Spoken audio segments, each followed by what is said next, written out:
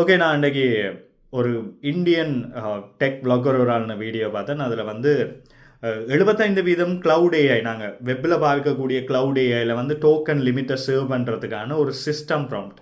இந்த சிஸ்டம் ப்ராம்ப்ட்ன்றது எப்படி என்ட பண்ணலாம்டா, உதாரணமாக மொபைலில் நீங்கள் உங்களோட ப்ரொஃபைலை கிளிக் பண்ணிவிட்டு செட்டிங்ஸுக்கு போயிட்டு அதில் ப்ரொஃபைல்ன்ற ஒரு ஆப்ஷன் இருக்குது. அப்போ அதை கிளிக் பண்ணிங்கன்னா அதில் உங்களோட ஃபுல் நேம் என்ன, உங்களை க்ளவுட் எப்படி கூப்பிடணும், அதுக்குள்ள வந்து கஸ்டம் இன்ஸ்ட்ரக்ஷன்ஸை என்டர் பண்ணுறதுக்கு ஒரு ஃபீல்டு இருக்குது.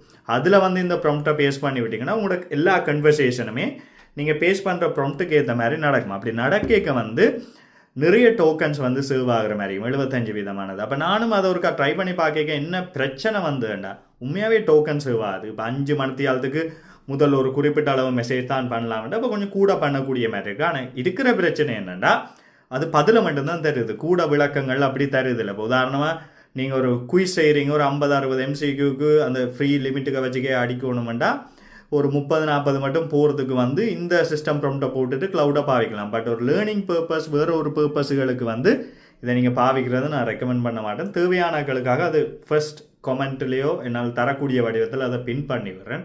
தேவையானக்கள் உங்களோட சிஸ்டம் ப்ராம்ப்டில் அதை ஆட் பண்ணிக்கொள்ளுங்கள். எப்படி இருக்குன்னு நீங்களும் சொல்லுங்கள். தேங்க்யூ.